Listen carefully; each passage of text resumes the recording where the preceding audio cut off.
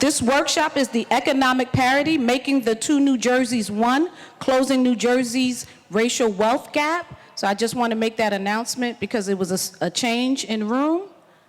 So this is the economic parity, making the two New Jerseys one, closing New Jersey's racial gap. Okay. So I'm assuming everyone who's sitting here, this is the workshop you wanted to be in. So we're going to get started this morning. This morning we have two illustrious panelists. First starting with Laura Sullivan, who is the Director of Economic Justice at the New Jersey Institute for Social Justice. Next to her is Mr. James William, who's with the Fair Housing Center, and he is the Director of Racial Justice Policy. And they're going to begin by introducing themselves. Laura? Good morning, everyone. It's a pleasure to be here. As Judith noted, I'm Laura Sullivan, the Director of Economic Justice at the New Jersey Institute for Social Justice. Pleased to be here today. I'll be talking about my report, and my report written by colleagues, Making the Two New Jerseys One, Closing the $300,000 Racial Wealth Gap. Look forward to the conversation. So, good morning. I'm James Williams, Director of Racial Justice Policy at Fair Housing Center, New Jersey.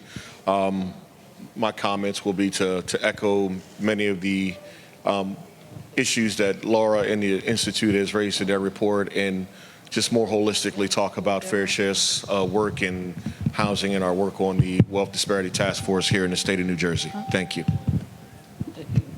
Thanks. Okay, good. Thank you. So we're going to begin with a slide so that we can have a foundation to set up the conversation. Laura?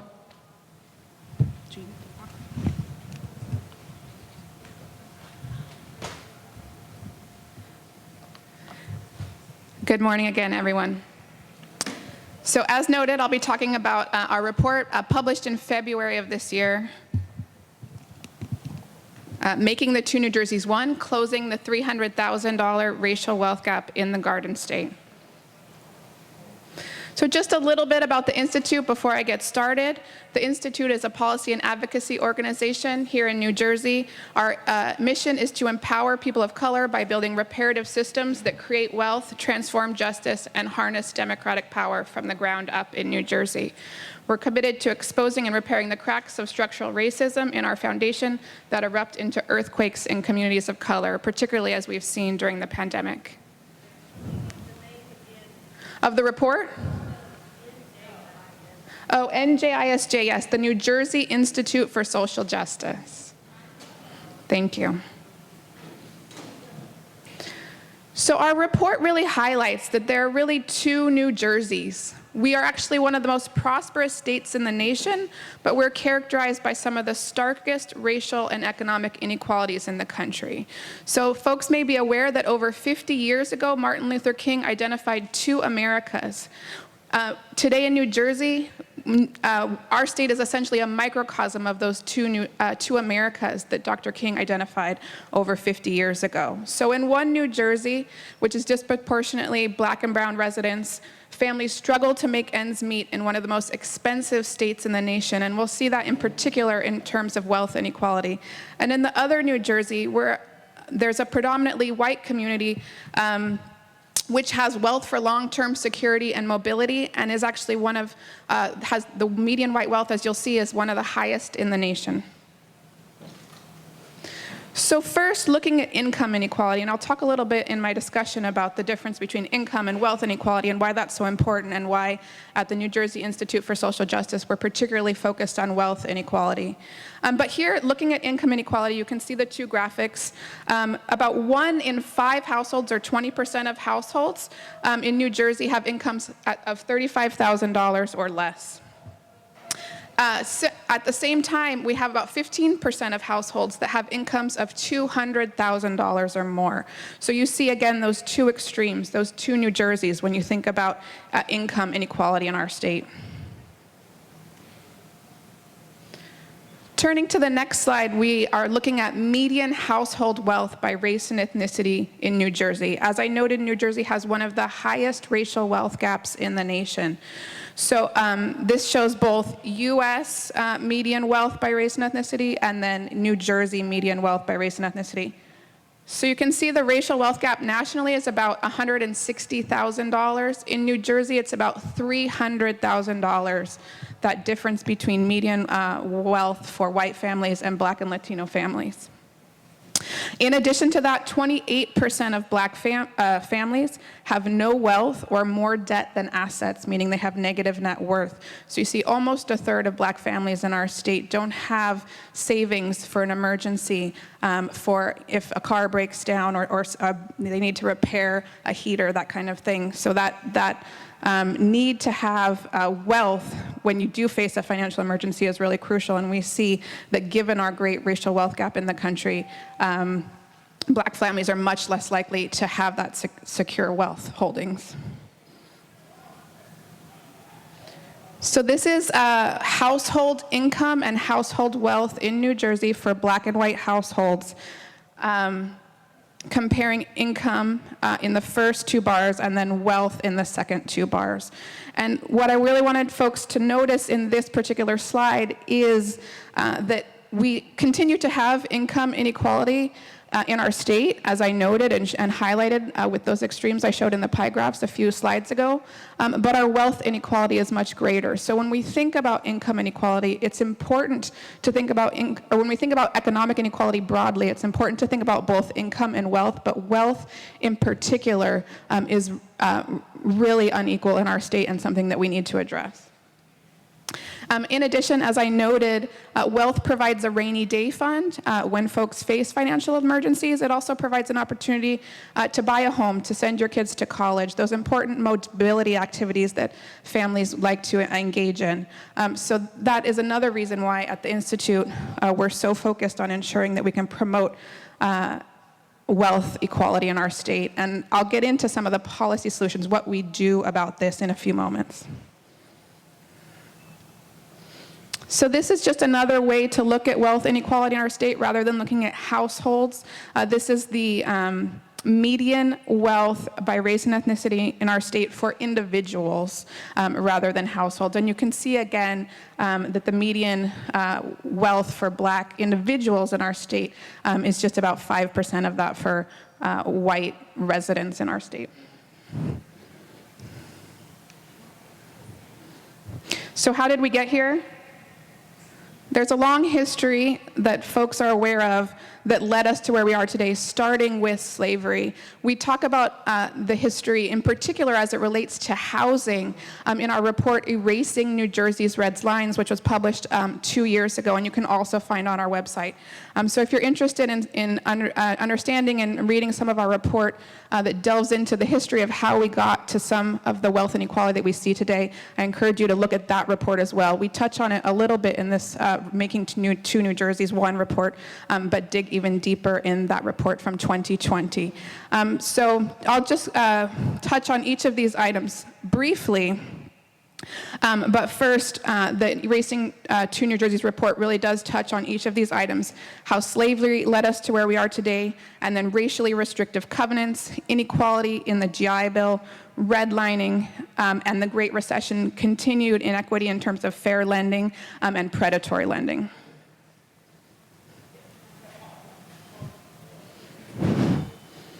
So as folks know, slavery was deeply enrooted in our state here in New Jersey. It was the last northern state, which was mentioned earlier today, to abolish slavery. By 1830, 2/3 of enslaved people were in New Jersey, so slavery took deep roots in our state. And indeed, cottagers also engaged in an early form of sharecropping after slavery was abolished in our state.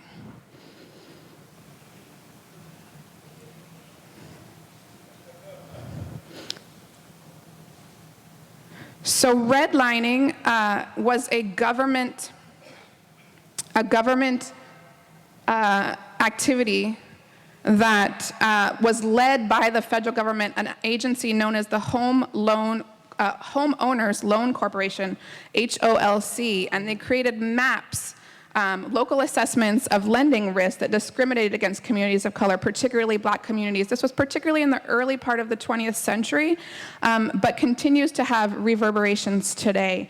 Lending dried up in those communities that the federal government indicated were lending risks based on racist criteria, and then led to disinvestment in those communities. And folks often think of redlining as something of the past. It still continues to have impacts, but in addition to the lasting impacts of historical redlining, we see that modern day redlining continues. Folks may have heard of recent settlements, including with Lakeland Bank, in which the bank avoided serving communities of color and had to agree to a settlement with the Justice Department just a few weeks ago. So even though this official form of redlining has been outlawed by the Fair Housing Act, redlining in this modern form continues and continues to contribute to the racial wealth gap.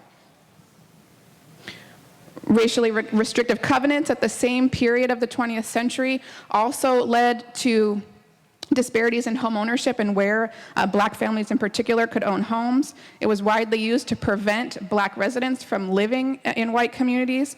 In 1917, the Supreme Court actually upheld racially restrictive covenants, and they flourished in New Jersey. In 1948, in Shelley versus Kramer, the state enforcement of racially restrictive covenants was declared unconstitutional. However, they continued through the 20th century until the Fair Housing Act. So again, we see that the government policy led us to many of the disparities that we see today. In addition, the GI Bill, which helped really build the middle class for many white families post-World War II with low-interest mortgages and college tuition, was not available for many Black veterans. So folks may not have heard these statistics that are quite powerful, I think. 25,000 Black New Jersey men served in World War II, but just less than 100 non-white veterans in New York and northern New Jersey received any of the 67,000 mortgages that were offered in the area. So it really shows that despite the fact that the program was officially race neutral, it was implemented in a way that did not allow Black families to access those mortgages and those subsidized benefits that helped build the middle class for many white families. And as I noted, the modern day redlining continues. We saw in the Great Recession in particular, predatory lending and subprime mortgages were targeted to Black and Latino communities, leading to greater wealth losses when the housing crash occurred. So Black and Latino families lost 31% and 44% of their wealth respectively during that crash period, compared to just 11% of white families. New Jersey also has among the highest rates of foreclosure. There was a moratorium on foreclosures during the pandemic, but unfortunately, folks are now facing foreclosure again as that moratorium has ended. And we see that New Jersey remains among the highest in terms of foreclosures, and that particularly impacts Black homeowners, 8% of whom lost their homes nationally after the Great Recession, compared to 4.5% of white families. So going back to our report, Making the Two New Jerseys One, we touch on 4 key areas that impact wealth. In order to address and find solutions to the racial wealth gap, we need to address it in a comprehensive way from a number of different angles. So these are the 4 areas that we touch on most in the report, and I'll touch on each of them and some of the solutions that we have advocated for and continue to advocate for in each of these areas. I'd be happy to talk more in the discussion period about the particulars of some of the policy solutions.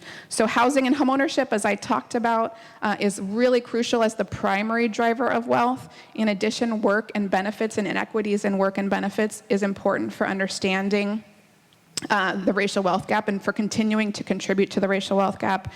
Unequal access to intergenerational assets also remains important for understanding the racial wealth gap because of some of these historical inequities that I highlighted. And then in addition, higher education financing and the fact that Black borrowers in particular have been hurt by our underinvestment in recent years in our higher education system. So I'll touch on each of these briefly and then pass it back to my colleagues for our discussion. So housing and home ownership, this graphic highlights the percentage of families who own homes, again from our report, among white and black families in New Jersey. So about 3/4 of white families in New Jersey own a home, compared to less than 40% of black families.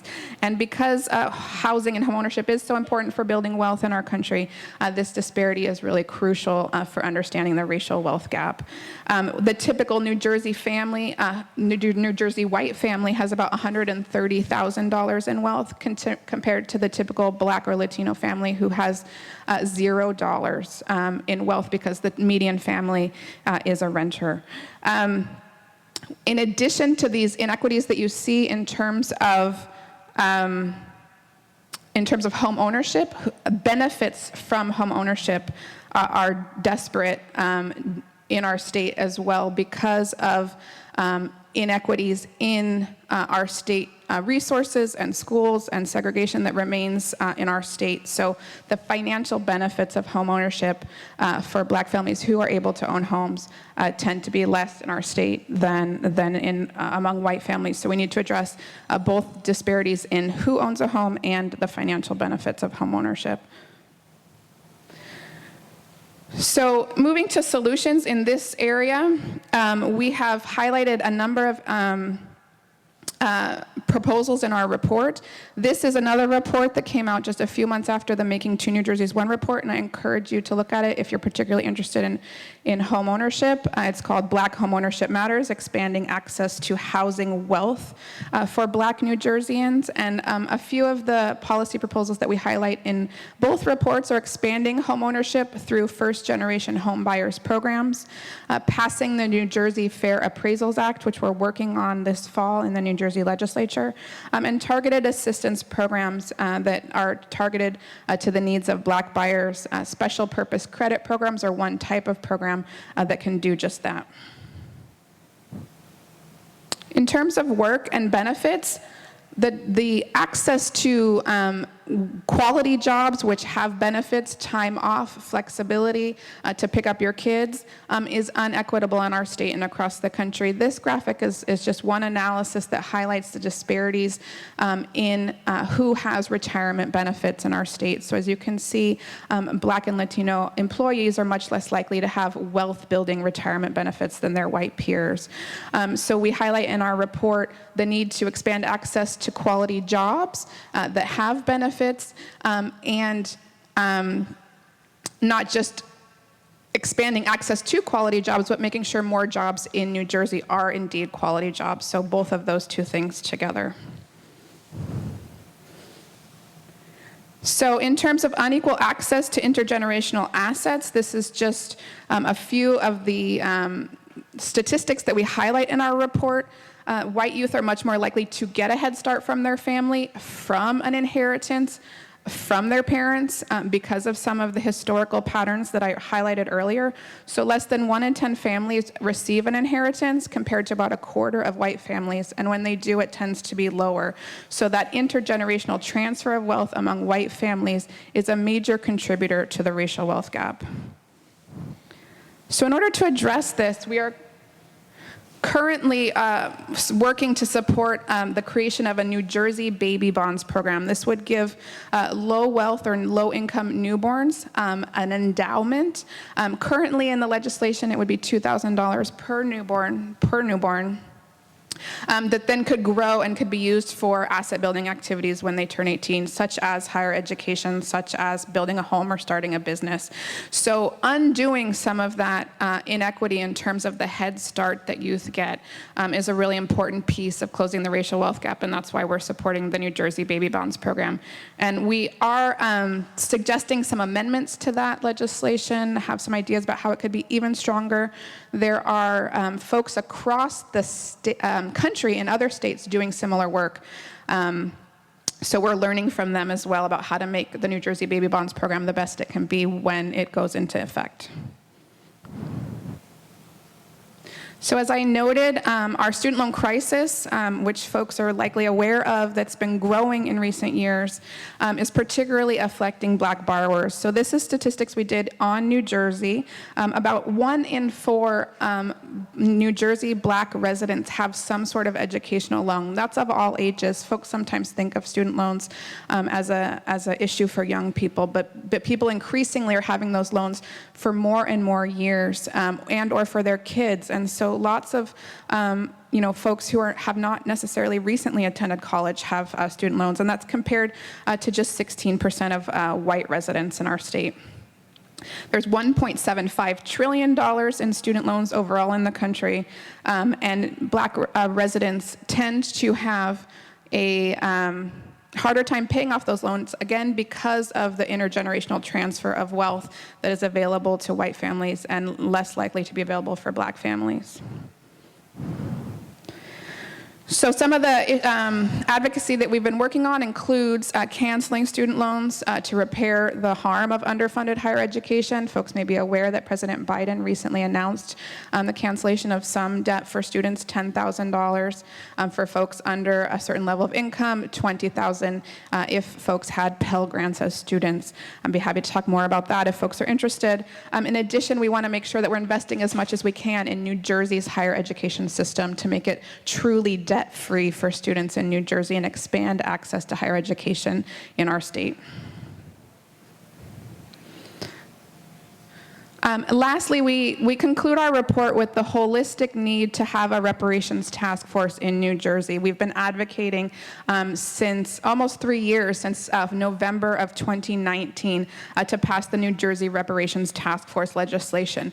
This would be a holistic look at what the impact of slavery and systemic racism has been on Black families in New Jersey, and address solutions, comprehensive solutions to address that. So it would look at the wealth gap, but many of the other issues we work at the Institute around criminal justice reform, around democracy and justice and voting, and ensure that we're really thinking critically about how we can make our state more equitable and address the harms of slavery in New Jersey. This is a photo from one of our rallies on Juneteenth, supporting the establishment of the Reparations Task Force. And so I'll just conclude here, just highlight again that policy led us to where we are today, and that we need a comprehensive approach to addressing the racial wealth gap, looking at those different areas that I highlighted today. Because policy got us to where we are today, we need a policy approach to closing the racial wealth gap. So thank you all so much. I look forward to this discussion with my colleagues.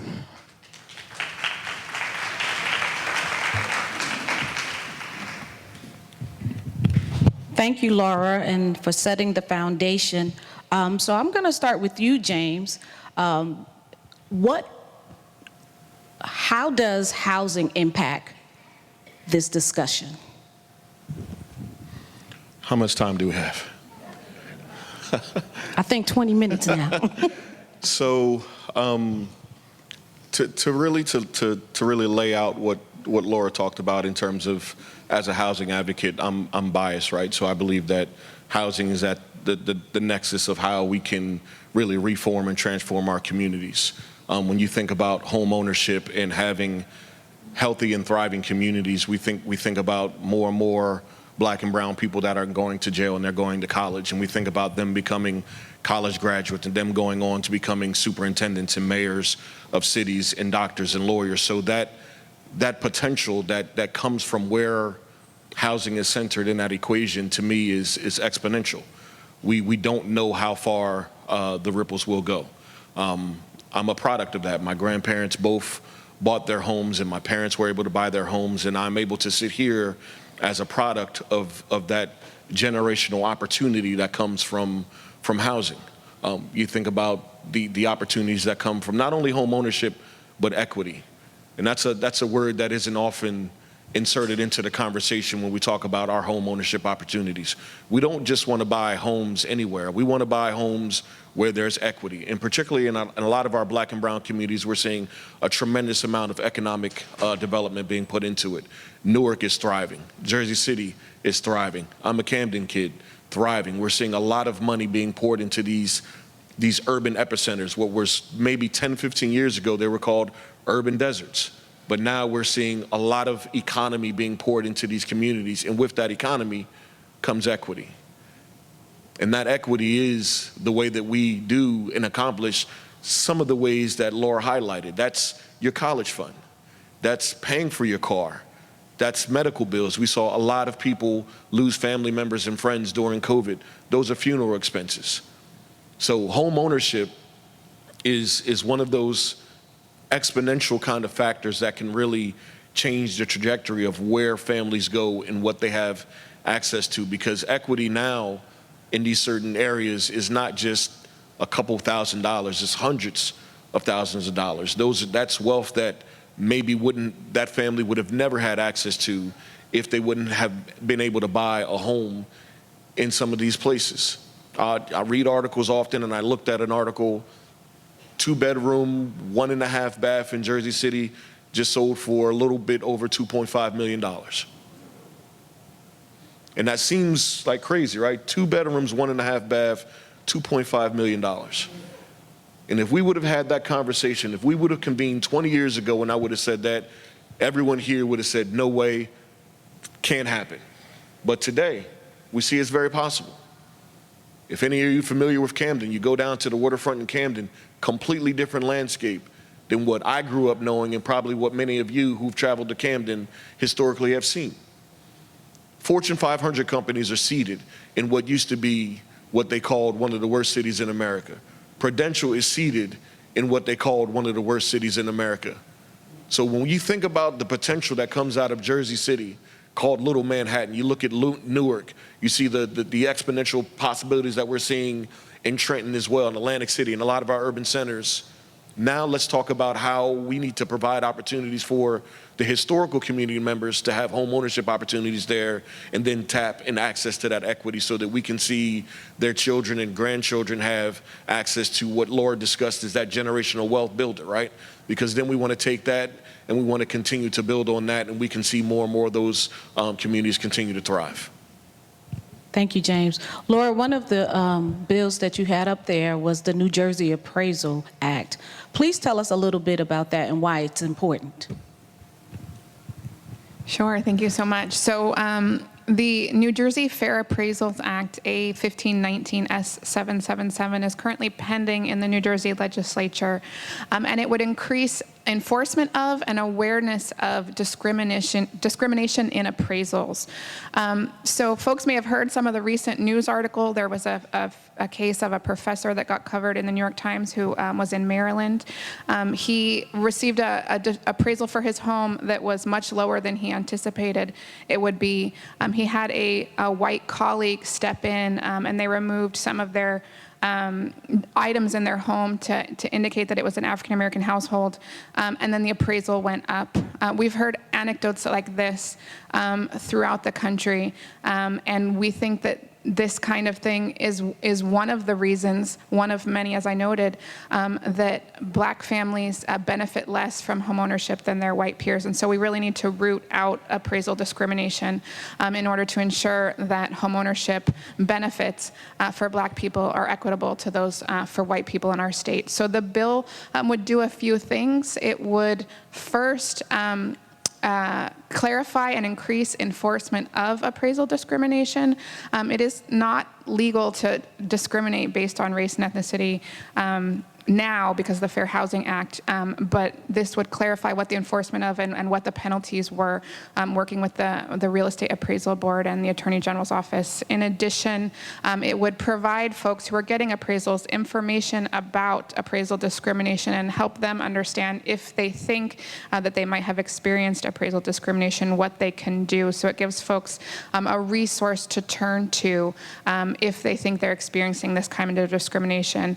And it also also it will help in the modified Senate version to collect information on who is filing claims of discrimination so that we have a better understanding of how this is impacting our state, because unfortunately this data hasn't been collected well, and so we really want to know how much this is impacting families. We have a sense that many people have experienced this, but we want more systematic information on that. And this is something that we're working on here in New Jersey, and the Biden administration has also determined is an area of concern, so they're working on it nationally as well. So we're really hoping to see this piece of legislation pass this year. So Laura laid it out perfect, right? So when we talk about appraisal discrimination, let's like what that number looks like. It's not 5 to 10,000. We're talking about $50,000, $100,000 or more that you're taking away from families. Like that's the kind of gap that we're talking about. So the need for this piece of legislation and the enforcement behind it is once again, it's generational changing wealth. And this goes beyond. So the article about the college professor was one, but an anecdote that I can say, I had the opportunity to meet Secretary Fudge, the Secretary for Housing and Urban Development, and she's experienced this, and as a homeowner. She's a cabinet member, the highest ranking official that deals with housing issues in this country, and she herself has to deal with appraisal bias. So this is a huge systemic issue that we need to put a handle on, because once again, these are hundreds of thousands of dollars that are being denied to these homeowners. And once again, we're talking about, that equity, that opportunity to change your life. That $100,000, and I say this, if you've got $100,000 that you don't need, just give it to me. If you don't need it in your home equity appraisal, just give it to me. I'll find something to do with it. But if you need that $100,000, that $150,000, that $200,000, then I recommend that you call your local legislator and you say, what are we doing about this appraisal bill? Because that could affect you. That could affect all of you. My prayer, my hope is that all of you are homeowners, and one day you'll pass that home down to a child or a grandchild, and you want that home to get its maximum value. And we shouldn't have to take down our pictures. We shouldn't have to remove our books. We shouldn't have to hide our ethnicity and our culture just to get our true value, right? And that's the real issue. You have to hide who you are to get your true worth. That's despicable. Shouldn't have to take down your picture of your grandmother. Shouldn't have to take down your wedding photos just so that you can get an evaluation of $400K, what you're deserved. Because your neighbor is 405, your other neighbor is 410, and somehow yours comes in at 250. Why? We know the answer.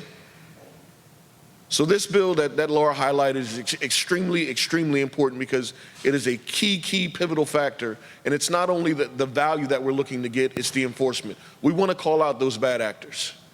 They should never be allowed to do appraisals again in this state. The other thing that I'll add, it's not only just the bias that they do, it's the bias within the industry. Over 90% of the individuals that are in the employment field for appraisals are white men. Over 90%. Philadelphia just released a report not too long ago about their appraisal bias work that they're doing, and their number is closer to like 95% of all appraisers in the city of Philadelphia are white males. So we have to change these industries. We have to be more represented in these industries. And if you won't allow us to make our way inroad in there, then we need bills like Laura highlighted to be as strong as possible to ensure that all those bad actors are called out and they're never allowed to discriminate against our families again, because we call it discrimination, but what it really is robbery. You're stealing. You are stealing from people, and we need to identify it as such. Because if I went into a bank and I pulled out a gun and I said, give me $100,000, what's that? It's armed robbery. So if I use my pen and I stop you from getting the home evaluation that you deserve, and I take away from you $200,000, that's armed robbery. Instead of a gun, you use the pen. So that bill that Laura highlighted is extremely critical, and I just wanted to kind of echo her sentiments and really really lay out why it's so important and what we need to accomplish here in the state. Thank you, James. James, you highlighted the article that you read about a $2.5 million house in Jersey City. As you were describing it, I sat here and thought about the people who lived there when it was called an urban desert. And these are the same people who cannot afford a $2.5 million house. What are some of the national models programs for people who stayed in urban centers, and as they're becoming gentrified, they're being pushed out, that we can utilize in the state of New Jersey to help build home ownership? So, New Jersey's in a very, very unique situation. We are the one state that has an issue that no other state in the country has. We have New York and Philadelphia, right? So we have these two major metropolitan cities that move our markets. You get above Trenton, you got Giants and Jets, everything below, fly, Eagles fly, right? So we are a very polarized state. So New York and Philadelphia, they shift our markets. So that 2.5 isn't attracting those historical Jersey City residents, because census tract data just showed us that I think it was almost as high as 40 to 50% of black and brown people that were living there 10 years ago are no longer there. So 50% of the black population has relocated in Jersey City. I think it was 40% of the Latino population is no longer properly represented in Jersey City. So what we're seeing is that 2.5, we all say that that's pretty expensive, correct? But it's still not New York expensive. That's the deal. Because if we put that same home over in Manhattan, we put it over in Brooklyn, in one of those areas, that home is probably 5 million, 6.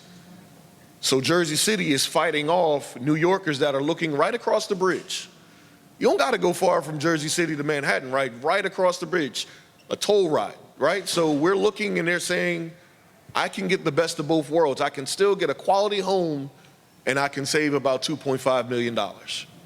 So one of the programs, and this is me echoing my colleague, right, that Laura highlighted, is the first generation home ownership. First time homeowners, that's a really, really broad category.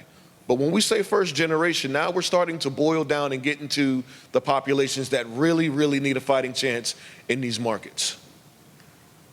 And for the most part, that's going to be our black and brown communities, our low income people that really are, they're the ones that have historically lived in rental homes and where their family has not had an opportunity for home ownership. So a first generation home ownership bill not only provides those individuals with an opportunity, but we have to couple it with a really, really aggressive, grant program that allows them to compete. A lot of the first-time home ownership programs give you $10,000. Won't get you anything in Jersey City. Won't even get you a shoebox. Can't get you anything in Newark. Can't get you anything in Camden. Can't get you anything in Trenton. So that number has to be competitive. We need it to be 50,000 or more. Because then you got a fighting chance. We saw, if any of you were reading the articles, we saw many, many homes that were coming off the market, $100,000 over asking, cash. $150,000 over asking, cash. These units are coming out of the inventory, and we're seeing more and more private equity firms that are hoarding these properties with the hopes of the market continuing to trend, and then they can make a killing off of our communities. Communities that we were raised in, communities that we grew up in. So to your answer, a first generation home ownership program is something that, to her credit, Secretary Fudge is highlighting as something that could be adopted as a national model. But New Jersey's in a very, very unique place because of New York and Philadelphia, that it makes it such a desirable state that programming that would fit New Jersey, there isn't something that exists. There isn't something out there that really identifies the nuance of what we have here. I know people that work down in DC that live in Jersey, right? Like, that's how close we are, right? An Excella, if you've ever hopped on an Excella for 80 to $100, you can be in DC in an hour and 15 minutes and home every single day. right? So New Jersey is extremely attractive because of our proximity. People that work in Philadelphia, Atlantic City, Baltimore, Maryland, all New Jerseyans. And we are often called the big suburb, right? We are such an attractive state. So to your answer, a first generation would be a start, but it would really have to be aggressive and take into consideration what New Jersey's markets look like, because New Yorkers and Philadelphians are coming over. My neighbor, long time, a lover. So I pick on her, but she made the trip over from Philly over to Camden because she couldn't afford to buy what she bought in Camden in Philly, right? So, that's what we're up against. We're up against a migration of these major metropolitan cities that are finding New Jersey as a viable option. And because of the economic development, particularly in our urban centers that you're seeing, I don't know how we fight them off if we don't have programs that actually appeal to those populations.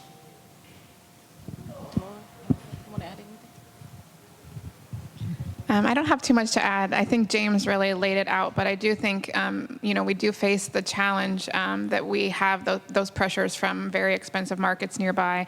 But as he noted, I think, the first generation programs really are important because they help bring that opportunity to build generational wealth for families that haven't had that opportunity in the past. So that's something that James and I, continue to discuss, and we hope that that's something that New Jersey can adopt. And we think it's really important that first-time home buyers programs are better targeted to families of color, Black families in particular, and part of the way to do that is through first-generation programs.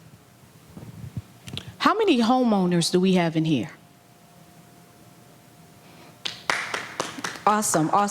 So I know if you are a homeowner, you're going to love this question, because we talk about getting people into homes.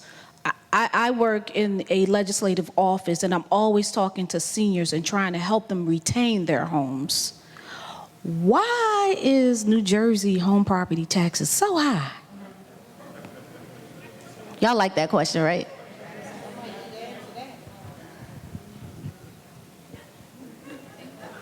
Just going to give me the hard one, right? That answer is so complex. Just to be fully transparent, there's so many factors that lead into why New Jersey's property taxes are so high, and it's abhorrent. I mean, I really couldn't pinpoint it to a singular issue, right? So we often talk about funding for schools as one of the reasons why property tax is so high. We talk about proximity and location to so many of the metropolitan areas and what we're competing against. So there isn't a single point of failure that I could identify that is, if we fix this, then it could decrease property tax, because New Jersey, and just to be honest, this issue isn't new. Like, we didn't just get here. It's been a cascading issue for decades now. And it will take a concerted effort by legislators to really push back. And I say this honestly and earnestly, to some of our more wealthy townships. New Jersey is, I think currently we're the home to, there are 50 billionaires in the US, and New Jersey's home to like 5. So we're, to Laura's point, we're a very, very, very, very wealthy state. And we have some of the wealthiest townships, not in New Jersey, I mean, in the country. Alpine, Cherry Hill, like, these are places that are extremely, extremely sought after. And we have to be more aggressive and more equitable about how we identify, like, our property tax makeup for some of our more affluent communities. And I don't think there's any other way around it to really address the income and the disparity. Read an article maybe during the pandemic that said, police officers in Bergen County can clear about $165,000 a year. And you compare that to a police officer in Camden that'll clear about 48 to 50. And part of that is the cost of living what it takes to live in Bergen County. So when we think about, how we tax these extremely, extremely wealthy municipalities, those are opportunities that we could move the needle, particularly for those that need to maintain their homes. And unfortunately, for our senior population, with current structure for Medicaid and a lot of the expenses that go into just living, right? So unfortunately, particularly in our Black and brown communities, the first thing we do when our matriarchs and our patriarchs pass is we got to sell the house to pay the bills. That's the first thing that we do, and it just breaks my heart. As soon as grandma passes, we got to sell the house to pay the bills. As soon as grandpa passes, the great uncle, whoever it is, we have to sell these generational properties to pay the bills, and we have to do better about that. And I think the legislature could do it, but there takes a tremendous amount of courage and political will to start to push back on some of our affluent townships and say, hey, you guys need to do a little bit more. Because you shouldn't have to give up a home that's been in your possession for 3 generations just so that your grandmother can be buried. And that doesn't make sense. So I wish I had a more concrete answer to give you as if we fix this, it could fix that. The property tax issue has been something that New Jersey has not properly addressed for decades, and it's a mess. And we need to put a concerted effort into addressing it. But I don't have a singular answer. Maybe Laura does, but I don't. No, I think James said it well. I won't offer a particular answer either. I will say that it is something we need to address in equitable taxes and the way, revenues are generated. It's important that we fund all of our schools, and it's important that we, fund schools equitably. But we do need to address property taxes so that folks can stay in their homes. I'm actually originally from California, where there's caps. I don't know if folks are aware, but there's caps on property tax growth if you've owned your home for quite some time, and that helps folks stay in their homes longer. But it also means that some folks are paying very low taxes and their neighbors next door are paying a lot more, and it creates a lot of generational inequity. And older white folks like my dad is paying a pretty low property tax rate, and his neighbor next door, who might be a younger family trying to get into homeownership, that homeownership purchase would cost them a lot more on a monthly basis with the mortgage plus the higher property taxes. So I just point that out, that we have to be thoughtful in how we address the issue, because there's unintended consequences to things like that California has done. Thank you. Laura, during your presentation, you pointed out a bill that Assemblywoman Sumter is the sponsor, A938. We have been, she authored the bill back in 2018, I believe, so 4 years working on the racial disparity task force. Could you talk a little bit about that and why it's important and how it comes full circle to the discussion that we're having today? Thank you so much. So yes, Assemblywoman Sumter has been a lead champion of creating the reparations task force in New Jersey, and we are actively supporting it. We have a coalition, a multi-faith, multiracial coalition across the state of New Jersey to support the creation of that task force that would study the impacts, as I noted during my presentation, of slavery and the generations of systemic racism that followed on our state and on Black families, and what we can do to repair that harm, policy-created inequities that we see today. So the wealth inequities that I highlighted are part of that, but it would be a study that really looks more broadly than that and really seeks to strategically address the harms that we have seen in our state since the foundation of our state with slavery. So there's a number of folks sponsoring this. We have not seen, unfortunately, committee hearings, so we'd really like to see that bill move forward. We're continuing to put pressure on the legislators to make sure that legislation gets heard and passed. So as I noted in our coalition, we've done, and I showed the photo, we've done a number of rallies. We'd love for you to join us. We would love for you to check out our website. There's a website on our website specifically to give you information on the Say the Word Coalition, the members, and what we're doing. You can also reach out to find out more what you can do to support it. But we really think, as Judith noted, that this really is a holistic way to look at the harms of the state since our foundation, since slavery on black families, and how that led us to where we are today. So we are continuing to push. We think that it will be a holistic and strategic effort that we really hope legislators will support and pass. Legislatively speaking, it's leadership. It's not legislators. All of the black members have signed on to this bill and supporting the bill. We can't get a hearing because leadership won't put it up for a hearing. We have tried. So I encourage you to call the Speaker of the Assembly and the Senate President to get it heard. We know it's contentious and they're afraid for it to go up for a vote. They believe we do not have the vote. But I encourage you to call leadership. I encourage you to speak to your assembly member and your state senator and ask them to support this bill, because when you say reparations, people automatically think that someone's in the back writing checks to people. This is a study. It is not a vehicle where people are going to get money. It is a study.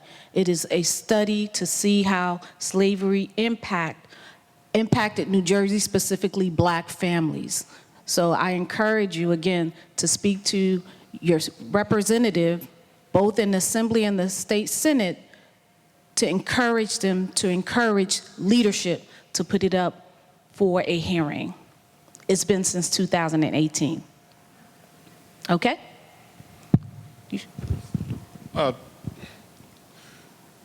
So to put it up in a hearing means that you have to acknowledge that it happened. And that's what our leadership struggles with, right? Because reparations means an acknowledgement of the generational impacts that slavery caused on our communities. And it's not a New Jersey issue. This country fails to acknowledge the impact of slavery. Our culture, our identity, everything. Or often remind people when you have these conversations, Africa is a continent, not a country. We identify with an entire continent because that's what we're relegated to. So you have to acknowledge that, and that for some is difficult. That piece they would have to own their part. They would have to own how they've perpetuated those systems. New Jersey will lead the nation in racial disparities for black to whites and incarceration for both adult and youth. You have to own those kind of transgressions. And leadership, for whatever reason, it's not just a New Jersey thing, it's a national thing. They have failed. Not struggled, they have failed. We always use that word, we're in a racial reckoning. It's not a reckoning, it's a failure. We have failed to acknowledge what slavery did. We were a commodity. We always applaud what Elon Musk and Jeff Bezos have the wealth they've accumulated. Could you imagine what their wealth would look like if they didn't have to pay any of their workers?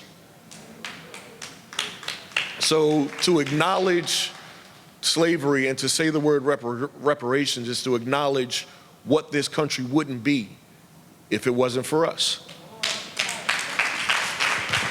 So we have to continue to push and make them say the word and recognize that in saying that word you acknowledge what it was, what slavery was and what it caused for our communities, what it caused for our generations of people, and what we have yet to been able to accomplish because of the anchor, because of the weight that this country has shackled to us for generations moving forward. So our hope is that leadership will finally hear us and get it done, because you need to acknowledge that it happened.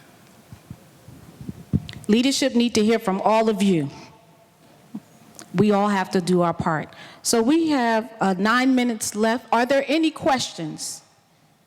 Okay, I'm gonna try. Hands up so I can. Okay. I'll start first. Yes, thank you. What is the actual number for the study that we're talking to our representative? A938.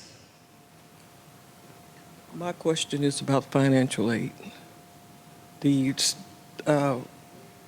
rid of the loans. Her question is about how, about the student loans, how do we help get rid of them, essentially?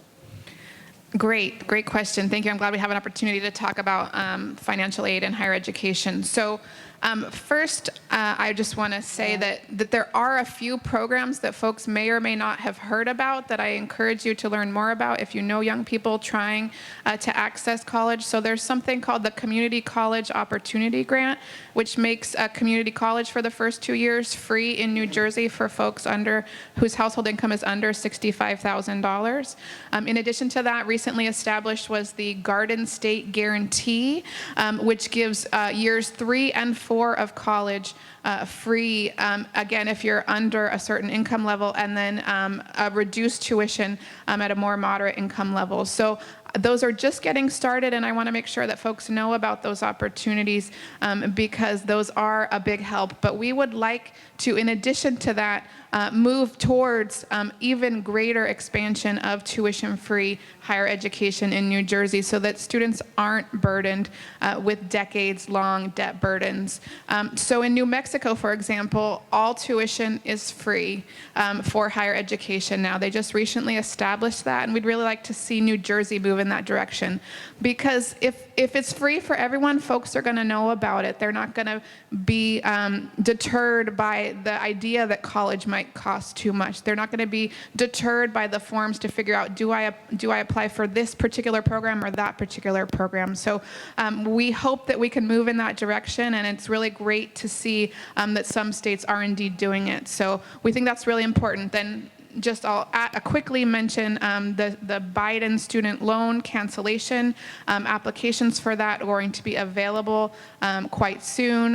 The White House just made an announcement. They're trying to make it as easy as possible for folks to get access to that. So please reach out to me if you want to know any more about that, but there are some resources online for how to access that. And that's an important step in repairing the harm of student loan crisis, but we need to actually ensure that we don't end up in the same place again by making sure we have debt-free college in New Jersey.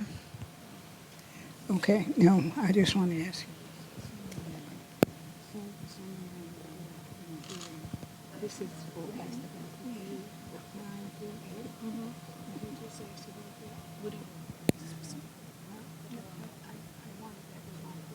Okay, so I answered it.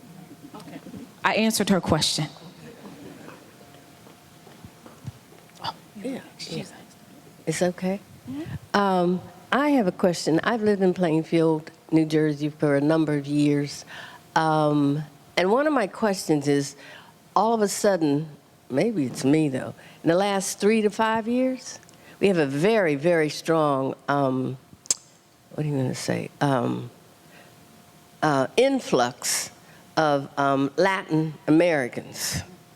Now, I don't mean any harm, but I think that's going to impact the value of our homes in that area. And Plainfield was never at the highest anyway. And I just wanted to know, how does immigration impact the different areas within the state of New Jersey? And also let everybody know there is a property tax freeze that you can apply, I believe, every year. So seniors, be aware of that also. Yes, the Senior Freeze Program. So the idea that, when other ethnic groups or move into your community, I think that won't decrease your property value, because that stigma has also been placed on us, right? So that when we move into suburban areas and I recognize that sometimes diversity and inclusion, we have, even amongst our communities, we have a little bit of apprehension with it, but there's opportunities that, and it's not the individuals that decrease the value. It's how those communities are then appraised, and what the makeup is then identified as a primarily black and brown community. That is what decreases the value, not the individuals. So when banks or appraisers look at it, as opposed to it saying, predominantly white and African American, but then when it becomes predominantly black and brown, then these companies use that as a way to decrease the value. So yeah, so it's not so much the individuals, but it is how these institutions view when we all get together. They say that we're not worth too much, and that's the problem. So hopefully I answered that correctly, because I know you don't have an issue with Latino members, but it's how the institutions view when we're concentrated together. No, it's not that. It's just the fact that they're there. And they always, I guess the larger societies need a reason to determine that maybe where you live is not of value. You understand? Because I believe that most of these individuals are probably lower income, et cetera, et cetera, et cetera. Don't speak English, et cetera, et cetera, et cetera. And when you live in a community like that, I guess what I'm also saying is they could have spread them all out across the state of New Jersey and in New York. Rather than having such a very heavy, what do you call it? Concentration. Yeah, thank you, concentration in one area, which is already not. Just to clarify, the bill is A as in Apple 938. A as in Apple 938. Good morning, and thank you guys for what you're doing here today to just open up our horizons in reference to the housing issue. My question would be, what can we do for the young people? There are about 20 young people who came in as a class trip. And how do you train them in the home? My friend here would work with her kids and teach them about home ownership, or talk to them about, we have a house, you need to get a house, and all of that. And it's a mindset. The same mindset of racism can be the same mindset of poverty. So if we have children in our homes and we're not empowering them to have a bank account, to think about not buying the Jordans and not sitting at home or thinking that you can go to college, come home, you might not get into the job of your choice or the career of your choice, but go to McDonald's and work, save your money, be it under the mattress because the banks are not paying you anything for that money to be there, to think about the stock market, to figure out other ways to get that generational wealth. Many of us go to church, and in church they talk about historical wealth, that your children's children's children's children are supposed to be able to ride that money that you made right now. And it's not about Social Security money, it's about the money that you worked while it was day. So are there any programs that are available for the older people who are here to sort of guide their children so their children can make better decisions and work while they have light? Because at night, no man can work. Thank you. Urban League of Essex County has a financial literacy program that I would recommend. Vivian Fraser Cox, she's the president of Urban League of Essex County. They do a financial literacy program. There's several NAACP branches that also offer financial literacy in terms of like a program, and was just having this conversation that there should be more financial literacy and education as part of the public school curriculum, particularly like in our black and brown areas, so that we know that those things belong to us, right? So that we know that home ownership is something that is within our reach. One thing I would add is not a program. I think it's helpful that we're seeing, our counterparts do if we don't. At 18 or at 21, we got to stop, like kicking our kids like out and saying like, go out into the world. We accumulate a lot of debt trying to get that first apartment. we accumulate a lot of debt trying to, pay for that first car on our own. And, maybe a year or two at home where they can accumulate that money, where they can start to save, would be more and more helpful. And that's, once again, like, that's one of those byproducts of slavery. Like, our great-grandparents didn't kick us out at 18 because they didn't love us. It's because my grandmother was one of 16. Like, so the olders had to go, not because my great-grandparents didn't love them, but you couldn't feed them all, right? It's expensive to feed that 21-year-old when you got, 15 more. So it wasn't out of lack of love, but it was out of necessity. That, for our communities, we were taught that 18 you had to go because we could no longer support you, and you were then able to support yourself. But that doesn't provide us economic opportunities, right? So we accumulate a ton of debt because we're out there working at McDonald's trying to maintain an apartment in some of these areas. And I think some of our partners at Housing Community Development Network said you had to work 4 full-time jobs to afford a 1-bedroom apartment here in New Jersey if you're making minimum wage. So when you send your baby out at 18 and he's not going to college, that's what it's going to require for him to maintain himself. 4 full-time jobs for working, 160 hours a week just to get a 1-bedroom apartment. And, just culturally, that's one of the changes that I think that we could make to help our children have a better leg up than accumulating a ton of debt very, very early on. Okay, we're close to being done, so I'm going to ask everyone to keep the question brief, take 2 here, and then I'm going to go to the corner, and then we'll conclude. I have a 2-part question. And so particularly as it pertains to reparations, many of the Ivy League schools are now offering children of African ancestry the opportunity to receive either free or discounted education because of reparations. Georgetown, Harvard, a bunch of different ones. New Jersey should similarly consider a bill and include the reparations to expand to address something like that. And I want to acknowledge the work that Mayor Raz Barak is doing in Newark to limit people coming from out of town to be able to buy properties in Newark. And so that should be something that other communities replicate so that we don't have to worry about people coming in and displacing us from the homes that we were raised in. And so I know, and Laura, I'm hoping to have a conversation with you before I have a mad respect for the work that the Institute does. But I'm hoping that in the reparations bill that could be something that could be added. Good morning. Did you have a question? Oh, good. So good morning, everyone. Thank you so much for the work that you're both doing. I want to have a couple of points to make and then a question. And so the first point is, the first point is we're actually talking about racialized capitalism, and at no point today have we talked about capitalism and the structure of the marketplace. And so if we're going to talk about home ownership, we have to stop talking about $2.5 million apartments and really talk about whether or not the 34% of homeowners that are Black and Latino who own their homes, actually at what rate do they own their homes, and at what rate do they still owe mortgages on their homes, and at what rate do they have second mortgages on their homes. And that brings me to sort of the question, which is about the credit bill.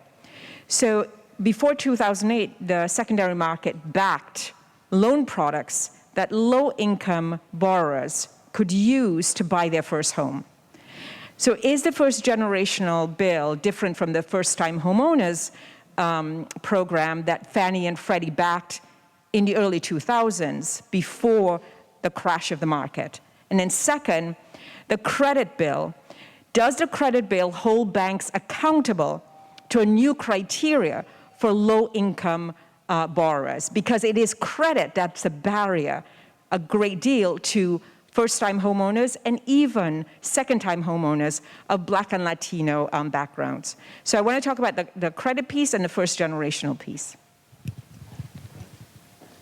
Okay, so I'll go ahead and start, and then I'll pass it to James to talk about some of those items. Just on the reparations task force, I agree that it's a progress that we're seeing, that some of these universities are looking at their own histories and offering opportunities like free higher education to families, particularly in the Georgetown case of families who are descendants of folks who were enslaved and owned by Georgetown University. I In terms of the specifics of what will happen with the legislation, that the task force itself will determine, what its final recommendations and outcomes are. California is actually in the process of holding its own reparations task force. They're about 1 year through a 2-year process. I'll just add that universities across the country are also part of a coalition or group convened by the University of Michigan, and Rutgers Newark as a part of that, and we are a community partner of that effort. And so they are looking at their own history and what reparations might look like in Newark, and we've been participating in those dialogues as well. So I do agree that that's important advancements in terms of looking at local history and the impacts of universities. In addition, some of our partners have been leading, and we've been supporting the Community Wealth Preservation Act. So I think maybe James could speak to this in more detail, but this is one effort, a current bill that's pending that was conditionally vetoed by the governor to ensure that folks can stay in their homes and that we try to stem that tide of outside buyers coming in. So James, can I pass it to you to talk a little bit more about that? So the Community Wealth Preservation Program was introduced and sponsored by Assemblywoman Brittany Timberlake. It was conditionally vetoed. That bill would provide a comprehensive program to keep foreclosed properties in their original ownership. So giving right of first refusal to those that own the home, and also to next of kin or to a nonprofit that looked to maintain the property at an affordable rate. To the first generation question about whether or not that would be akin to what we saw from Freddie and Fannie back in the early 2000s, the idea around that would be it would be similar to a first time, but that the criteria for acceptance for that program would be fundamentally different.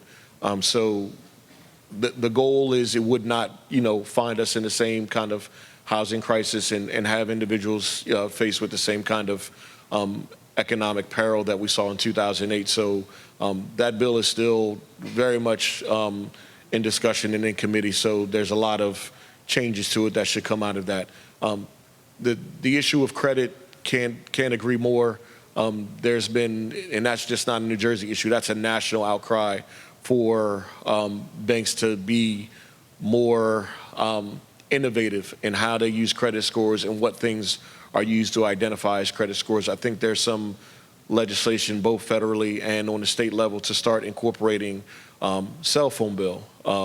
If you pay your Netflix on time, like all these things show a good payment history, and they shouldn't just be disregarded. So there is discussions in both federal and on the state level as to how we can get more innovative and what type of criteria that we can use to identify better and more competitive credit scores for individuals particularly for Black and brown communities. So that is something that's on our radar, and hopefully we'll have something that comes to fruition within this or the next legislative session. Thank you. Let's give Laura and James a round of applause.